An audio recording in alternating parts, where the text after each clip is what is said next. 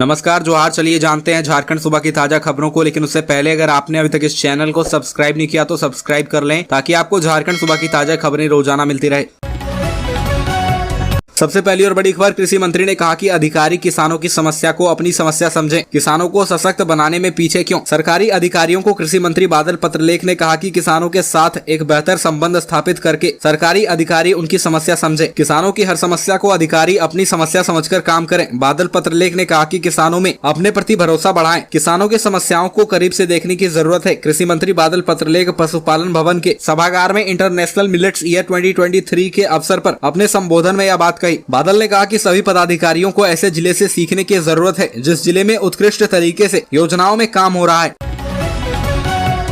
अगली खबर, बांग्लादेशी घुसपैठियों के झारखंड घुसने का मामला। हाईकोर्ट ने केंद्र सरकार से मांगा जवाब, पूछा झारखंड के बॉर्डर इलाके से कैसे प्रवेश कर रहे हैं बांग्लादेशी। झारखंड हाईकोर्ट ने केंद्र सरकार से पूछा कि बताएं कि झारखंड के बॉर्डर इलाके से बांग्लादेशी घुसपैठिए कैसे घुसे जा रहे हैं। इस सवाल का जवाब देने के लिए हाईकोर्ट ने समय तय किया है। कोर्ट ने केंद्र सरकार के अधीन कार्यरत गृह मंत्रालय को 4 हफ्ते में जवाब दाखिल करने को कहा है। सुनवाई के बाद अगली तारीख 19 जुलाई को निर्धारित की गई है। हाईकोर्ट के चीफ जस्टिस संजय कुमार मिश्र की अध्यक्षता वाली खंडपीठ में बांग्लादेशी घुसपैठियों के झारखंड में घुसने से संबंधित दायर याचिका पर सुनवाई हुई। यह एक जनहित याचिका है जिसे डेनियल दानिश ने दायर की है। डेनियल दानिश की ओर से झारखंड हाईकोर्ट में जो जनहित याचिका दायर की गई है उसमें कहा गया है कि जामताड़ा, पाकुड़, गोड्डा, साहिबगंज आदि झारखंड के बॉर्डर इलाके से बांग्लादेशी घुसपैठिए आ रहे हैं।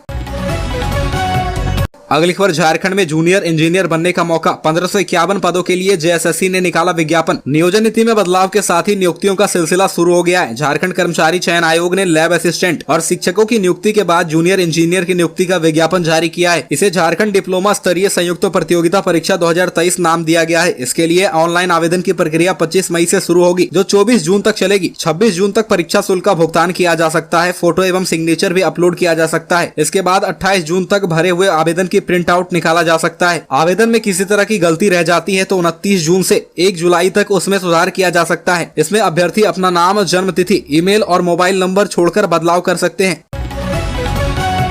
अगली खबर, जेल अधीक्षक ने कहा प्रेम प्रकाश छवि रंजन की मुलाकात कानूनी। जमीन घोटाला और दस्तावेजों के हेरफेर के मामले में जेल में बंद रांची के पूर्व उपायुक्त छवि रंजन ने प्रेम प्रकाश उर्फ पीपी से मुलाकात की। ईडी की पूछताछ में रांची के पूर्व उपायुक्त छवि रंजन ने प्रेम प्रकाश से अपने रिश्ते से इनकार कर दिया था। जेल जाते ही उन्हें प्रेम प्रकाश से मिलने की इच्छा हुई और जेल में इन दोनों की मुलाकात कराई गई। खबर जेल से बाहर आ गई। अब जेल अधीक्षक ने ईडी को चिट्ठी लिखकर बताया है कि इन दोनों की मुलाकात कानूनी तौर पर सही थी और नियम के तहत यह मुलाकात कराई गई थी। जेल में छापेमारी के दौरान प्रेम प्रकाश और छवि रंजन की मुलाकात का सीसीटीवी फुटेज जांच अधिकारियों के हाथ लगा।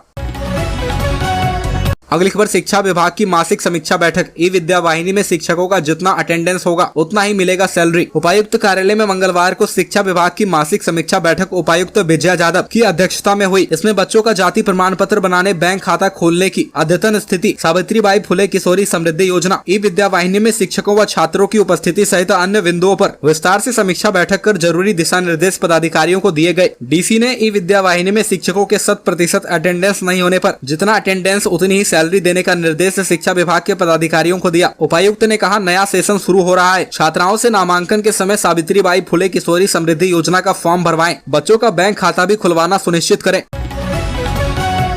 अगली खबर, एनोसेका का हेमंत सरकार पर निशाना। सिमडेगा कोलेबीरा विधायक को अगले चुनाव में बदलने की लोगों से अपील। सिमडेगा नगर परिषद कार्यालय के निकट झारखंड पार्टी द्वारा स्थानीय समस्याओं को लेकर धरना प्रदर्शन किया गया। धरना प्रदर्शन में मुख्य रूप से झारखंड पार्टी के केंद्रीय अध्यक्ष सह झारखंड के पूर्व मंत्री एनोसेका शामिल थे। एनोसेका ने हेमंत सरकार पर निशाना साधते हुए कहा कि राज्य में सरकारी अधिकारी और कर्मचारी पूरी तरह से बेलगाम हो गए हैं। पूर्व मंत्री एनोसेका ने कहा कि राज्य में बालू के लिए हाहाकार है। 3.5 साल गुजर जाने के बाद भी झारखंड सरकार बालू घाट की नीलामी नहीं कर पा रही है। इसका खामियाजा गरीब लोगों को भुगतना पड़ रहा है। वहीं ट्रैक्टर मालिक भी खासे परेशान हैं। अगली खबर, धनबाद चौक पर झारखंड के स्वतंत्रता सेनानियों की प्रतिमा नहीं लगाने से झामुमो नाराज। मैथन पोस्ट ऑफिस चौक का हाल ही में सौंदर्यीकरण हुआ है। चौक पर झारखंड के स्वतंत्रता सेनानियों की प्रतिमा नहीं लगाने से झामुमो नेताओं में नाराजगी है। इस मुद्दे पर झामुमो नेता व कार्यकर्ता 20 मई को 11 कुंड अंचल कार्यालय के समक्ष धरना देंगे। पार्टी के प्रखंड अध्यक्ष रामनाथ सोरेन ने 17 मई को अंचलाधिकारी सहित डीवीसी व एमपीएल प्रबंधन को इसकी लिखित सूचना दी है। ज्ञात हो कि एमपीएल प्रबंधन की ओर से मैथन पोस्ट ऑफिस पर सौंदर्यीकरण के तहत देश के कई स्वतंत्रता सेनानियों की प्रतिमा स्थापित की गई है। अगली खबर बन्ना गुप्ता का बीजेपी पर निशाना, कहा बाबा की मदद से नैया पार करना चाहते हैं। बिहार के बाद झारखंड में भी बाबा बागेश्वर पर बयानबाजी जारी है। झारखंड के स्वास्थ्य मंत्री बन्ना गुप्ता ने बाबा के मंच पर बीजेपी नेताओं की मौजूदगी पर पलटवार किया। बन्ना गुप्ता ने कहा कि बीजेपी के लोगों का व्यक्तिगत प्रभाव कम हो रहा है, इसलिए बाबा की मदद से बीजेपी नैया पार करना चाहती है। ऐसा करने में बीजेपी नेताओं को महारत हासिल है। झारखंड के स्वास्थ्य मंत्री बन्ना गुप्ता ने आगे कहा कि बाबा प्रवचन कर रहे हैं कि हिंदू धर्म में जो चीजें हैं इसके अनुरूप कर रहे हैं। लोगों को अच्छी बात जाननी चाहिए। हमारे धर्म में बहुत अच्छी बातें हैं। हमारा देश धर्म निरपेक्ष देश है। किसी के धर्म में किसी को हस्तक्षेप करने का अधिकार नहीं है। बाबा हो मौलवी हो, अच्छी बातें आनी चाहिए, इसे वाद विवाद में लाना नहीं चाहिए। अगली खबर, डाक पार्सल वैन में छुपाकर बिहार ले जा रहे अवैध शराब बरामद। चतरा जिला अंतर्गत सदर पुलिस ने भुइयाडीह स्थित पुल के पास से 955 बोतल अवैध अंग्रेजी शराब लदी डाक पार्सल पिकअप वैन को जब्त किया है। इस दौरान जंगल और झाड़ी का लाभ उठाते हुए वैन ड्राइवर भागने में सफल रहा। इस बात की जानकारी एसडीपीओ अविनाश कुमार ने सदर थाना परिसर में पत्रकारों को दी। एसडीपीओ अविनाश कुमार ने कहा कि पुलिस अधीक्षक राजेश रंजन को गुप्त सूचना मिली थी कि डाक पार्सल पिकअप वैन में अवैध शराब लोड कर चतरा से होते हुए बिहार ले जाया जा रहा है। सूचना के आलोक में सदर थाना प्रभारी मनोहर करमाली के नेतृत्व में छापेमारी टीम का गठन किया गया। टीम ने त्वरित कार्रवाई करते हुए संगरी घाटी में वाहन चेकिंग लगाया। इस दौरान डाक पार्सल वाहन को आते देख रुकने का इशारा किया, लेकिन ड्राइवर रुकने की जगह वैन को तेज गति से भगाने लगा, जिसके बाद वाहन का पीछा कर वाहन को पकड़ लिया गया, लेकिन ड्राइवर फरार हो गया। अगली खबर, देवघर एयरपोर्ट प्रकरण मामला। प्रिविलेज के मामले में देवघर के डीसी 18 मई को दिल्ली में लोकसभा की विशेषाधिकार हनन समिति के समक्ष होंगे उपस्थित। एयरपोर्ट प्रकरण में गोड्डा सांसद निशिकांत दुबे द्वारा लोकसभा में देवघर उपायुक्त मंजूनाथ भजंत्री के खिलाफ लाए गए प्रिविलेज के मामले में 18 मई को उपायुक्त दिल्ली में लोकसभा की विशेषाधिकार हनन समिति के समक्ष उपस्थित होंगे। लोकसभा सचिवालय के उप सचिव बाला गुरुजी ने झारखंड के मुख्य सचिव को पत्र भेजकर कहा कि सांसद डॉक्टर निशिकांत दुबे द्वारा लोकसभा में उपायुक्त मंजूनाथ भजंत्री के खिलाफ विशेषाधिकार हनन का प्रस्ताव लाया गया था, जिसे समिति ने संज्ञान में लिया है।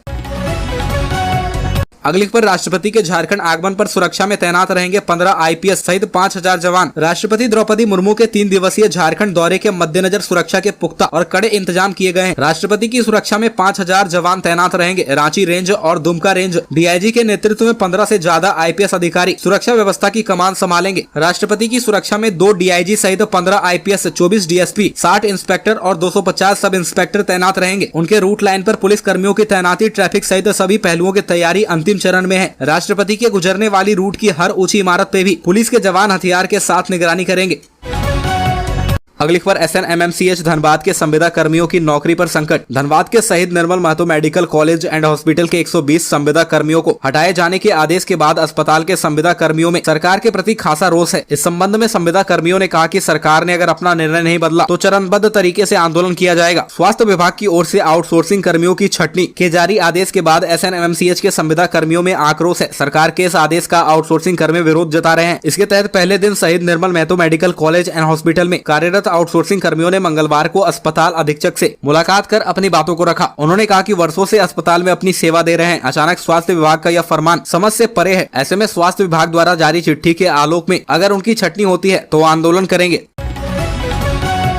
अगली खबर, झारखंड और महाराष्ट्र एटीएस की बड़ी कार्रवाई। मुंबई से गैंगस्टर अमन श्रीवास्तव गिरफ्तार। झारखंड एटीएस ने महाराष्ट्र एटीएस के साथ मिलकर बड़ी कार्रवाई की है। पिछले कुछ दिनों से फरार चल रहे गैंगस्टर अमन श्रीवास्तव को गिरफ्तार कर लिया गया है। अमन श्रीवास्तव के गिरफ्तारी के बाद झारखंड के डीजीपी अजय कुमार सिंह ने बताया, झारखंड एटीएस और महाराष्ट्र एटीएस ने राज्य के टॉप 10 गैंग में एक गैंग के सरगना अमन श्रीवास्तव को गिरफ्तार कर लिया है। यह झारखंड के विभिन्न जिलों में अपराध कराता था। संगठित अपराध को काबू करने के लिए झारखंड पुलिस लगी हुई थी।